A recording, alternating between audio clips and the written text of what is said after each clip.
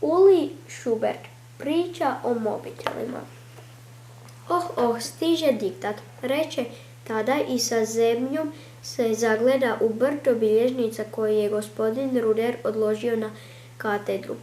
Baš tako, odgovori razrednik, no prije nego što vam podijelim vaše bilježnice moramo ozbiljno porazgovarati. U razredu nastane muk.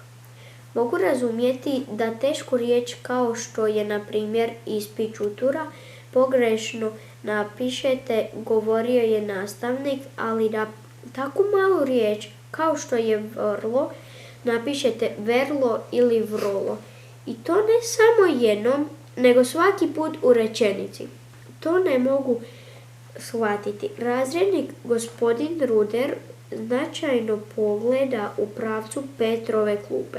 Petru se izduži lice. Već je